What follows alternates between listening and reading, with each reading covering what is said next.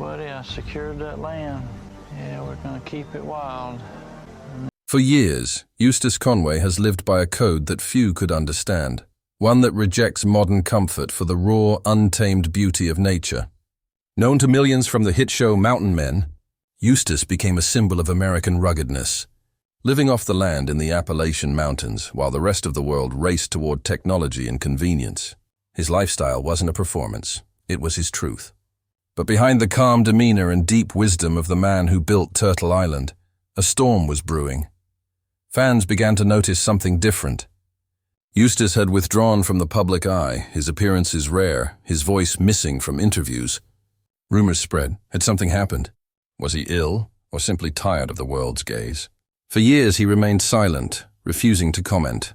Until now, in a rare emotional revelation, Eustace Conway has finally spoken, not as a reality star, but as a man reflecting on decades of struggle, solitude, and spiritual discovery. What he shared is nothing short of life-changing. It's not just about survival anymore. It's about purpose, forgiveness, and the cost of living authentically in a world that has forgotten how. What Eustace revealed will challenge everything people thought they knew about him and about themselves. His words remind us that true freedom comes not from escape, but from understanding. This isn't just another story from the mountains. It's the confession of a man who has spent a lifetime listening to the earth and has finally decided to speak. Long before the cameras arrived at Turtle Island, long before he became the face of Mountain Men, Eustace Conway was already living a story that few could comprehend. Born in 1961 in Columbia, South Carolina, he was drawn to the wilderness from the moment he could walk.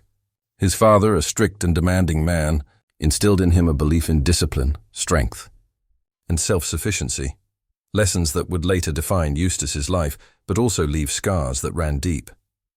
As a child, Eustace felt most alive when he was outdoors. While other kids played with toys, he was learning how to trap, build shelters, and navigate by the stars. At just 17, he left home and began living in a teepee in the woods, determined to prove that humans could thrive in harmony with nature. But this decision didn't come without pain. His father saw his departure as rebellion, not independence, and their relationship fractured.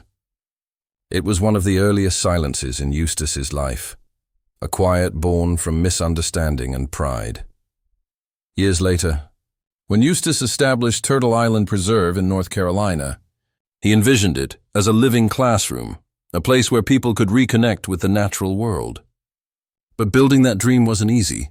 The land was wild and unforgiving. Every cabin, every fence, every trail was carved by hand. There were days of exhaustion, nights of solitude, and years when funding barely kept the preserve alive. Yet through it all, Eustace rarely complained. Silence, he believed, was strength. "If you can't sit with yourself in quiet," he once said, "you don't really know who you are." Behind that stoic quiet, however, lay battles few saw. Eustace's strict self-reliance came with emotional weight. He had lost friends to the lure of the modern world and relationships to the demands of his calling. While Mountain Men gave him fame, it also brought unwanted attention, visitors who romanticized his lifestyle without understanding the sacrifice it required. He often said that the cameras never captured the loneliness of long winters, the pain of losing animals to predators, or the nights he lay awake, questioning whether his dream was worth the price. As the years passed, Eustace's silence grew heavier. He watched the world change, faster, louder, disconnected. He saw young people who couldn't light a fire or name the trees that shaded their homes. "We've forgotten what it means to be human," he told a small group of students once, his voice cracking with emotion. "We've traded wonder for Wi-Fi." And then came a period that made him retreat even further. Legal battles threatened the future of Turtle Island, with local authorities questioning the safety and legitimacy of his self-built structures. For Eustace, it wasn't just about permits. It was about the very idea of freedom. "You can't put nature in a box of regulations," he said quietly during one of his rare interviews. The fight drained him, physically and emotionally. By the time the cameras turned away, the once outspoken survivalist had gone silent. Fans wondered if he had walked away for good. But in truth, Eustace was doing what he had always done, retreating into the wild to heal, to think, and to listen. That silence, though heavy, wasn't empty. It was the sound of a man searching for peace, for understanding after decades of conflict between his ideals and the world's expectations. What emerged from those quiet years would soon become one of the most powerful reflections of his life. When Eustace Conway faded from the public eye, many assumed he had simply grown tired of fame. But the truth ran much deeper. His silence wasn't about rejection. It was about survival. For decades, Eustace had given everything to his mission of teaching people to live closer to nature, to reconnect with the earth and themselves. Yet as time went on, he began to feel that the world wasn't listening anymore. The more technology advanced, the more disconnected people became. "I wasn't angry at people," he would later say. "I was heartbroken." After the legal battles that nearly cost him Turtle Island Preserve, Eustace retreated deeper into the Appalachian wilderness. He limited contact with outsiders, even those who had worked beside him for years. It wasn't bitterness that kept him away. It was exhaustion. He had spent a lifetime fighting systems that couldn't understand his vision, government regulations, property disputes, and media distortions that turned his life's work into entertainment. Each struggle chipped away at his spirit until he felt he had nothing left to give. During those years of isolation, the forest became both his refuge and his teacher. Friends who managed to visit him described a man who had become quieter, more reflective, but no less intense. He spent his days repairing the structures at Turtle Island, tending to the land, and caring for animals. He found solace in the rhythm of nature, in the whisper of wind through pines, the steady crackle of firewood, and the calls of birds that seemed to mark the passing of time. But beneath that peace was a question that haunted him. Had his life's work made any difference? For all the workshops he had hosted, for all the lives he had touched, the world outside the mountains seemed more detached than ever. The silence he kept wasn't just physical, it was spiritual. He needed to understand whether his lifelong pursuit of self-reliance and authenticity still mattered in a world that appeared to have moved on. It was during these years that he began to keep journals, not for publication, but for clarity. He wrote about his dreams, his regrets, and the things he had witnessed. In one entry, he confessed, "I thought if I lived a good, honest life, the world would see. But maybe the world isn't meant to see.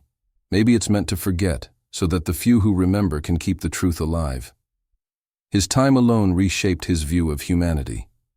He began to see modern society not as an enemy, but as something lost, like a child that had strayed too far from home. He realized that teaching people to survive in the woods wasn't enough. What people truly needed was to rediscover purpose.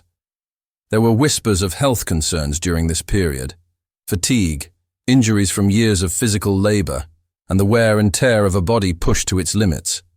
Still, Eustace refused medical intervention beyond what was necessary. "Nature provides," he told a friend. "It's always provided." His belief in simplicity was not an act. It was his creed, even when it cost him comfort and ease. While most people his age were settling into retirement, Eustace was still chopping wood, hauling supplies, and rebuilding trails by hand. To outsiders it seemed extreme, but for him it was a way of life that brought meaning. Each sunrise was a reminder that he was still part of something greater than himself. Those quiet years changed him. They stripped away pride and replaced it with peace. They taught him patience, forgiveness, and acceptance, not just toward others, but toward himself. And when he finally decided to speak again, it wasn't out of anger or despair, but out of love. Love for the land, for the truth, and for the people who still believed in what he stood for. When Eustace Conway finally broke his silence, the world wasn't expecting it. There was no press conference, no dramatic announcement, just a quiet conversation filmed by a local documentarian who had known him for years. The man who once thrived in front of the mountain men cameras now sat by a small campfire, his hands folded, his face weathered by years of sun, wind, and solitude. His voice, calm yet trembling with truth, carried the weight of decades spent walking the fine line between man and nature. He began by admitting something few ever expected. "For a long time, I thought I was living the right way. maybe the only right way. But silence taught me that even I had lost my balance. It was a startling confession from someone who had become the embodiment of independence. Eustace explained that while he had devoted his life to teaching others how to survive in the wilderness, he had forgotten something essential: how to let others in. He spoke about loneliness, not as a punishment, but as a mirror. The isolation that once gave him strength had, at times, also trapped him. "I thought the woods could heal everything," he said softly. "But there are wounds even the earth can't close unless you let love through." It was perhaps the most vulnerable admission of his life. For a man who had always valued toughness, Eustace's openness about emotional pain was both raw and liberating. He also addressed the rumors that had circulated for years, questions about his health, about the future of Turtle Island, about whether he would ever return to public life. "I'm not dying," he said with a small smile. "I'm living, just in a different way." He revealed that during his silence, he had begun preparing Turtle Island for a new generation of caretakers, training a small group of young people who shared his vision to carry on his work after he's gone. "This place isn't about me anymore," he said. "It's about keeping the fire alive." Then came the part that stunned those who knew him best: his apology. "I've been angry for a long time," he admitted, staring into the flames. "Angry at the government, at the world, even at myself. But anger is a kind of noise. I went into the woods to find peace, but I took my noise with me. It took me years to learn how to quiet it." That simple acknowledgement struck a chord with everyone who heard it. Eustace also shared a new perspective on modern life, one that surprised those who expected him to reject progress entirely. "Technology isn't the enemy," he said. "Disconnection is." He explained that while the world's pace had become overwhelming, it wasn't technology itself that was harmful. It was how people used it. "We build walls out of screens," he said, "but we could just as easily build bridges." The most moving part of his message, however, came near the end. "The earth has always spoken," he said quietly. "But I think I finally understand what it's been trying to tell me. It doesn't need us to save it. It needs us to remember it." Those words seemed to sum up everything Eustace had lived for. Not dominance over nature, but partnership with it. His statement wasn't a goodbye, but a transformation. The moment when Eustace Conway stopped being a symbol and became a storyteller again. For years, people had admired his strength. Now, they were learning from his humility. When the interview ended, the fire crackled, and Eustace looked toward the trees surrounding Turtle Island. "I've spent my life listening," he said, smiling faintly. "Now I just hope others start to do the same." When Eustace Conway finally spoke after years of near silence, few realized that his words would ripple far beyond the Appalachian woods. The man once known as the last American man had returned not with a battle cry, but with a message of balance, humility, and renewal. His legacy, it turned out, wasn't just about surviving off the land. It was about learning how to live with it. And in that quiet revelation, something profound began to change. Across the country, people who once admired Eustace for his rugged independence started to see him in a new light. He was no longer just the wild man of Turtle Island, chopping wood and taming horses. He had become a voice for the forgotten, for the forests that had been silenced, the rivers choked by progress, and the people who had lost their connection to both nature and themselves. His honesty about loneliness, aging, and regret gave new meaning to the idea of strength. True strength, he seemed to say, wasn't about conquering the world. It was about having the courage to listen to it. In the months following his interview, visitors began returning to Turtle Island Preserve. But this time, they weren't seeking lessons on how to hunt or build log cabins. They came to sit quietly under the tall Carolina pines to hear stories from Eustace's apprentices and to rediscover a rhythm long forgotten. "He taught us that silence isn't emptiness," one young student said. "It's where truth lives." Eustace himself took a step back from daily operations, entrusting the next generation to carry on his vision. He still roams the land, slow but steady, checking fences, whispering to his horses, and stopping to feel the wind that has been his companion for a lifetime.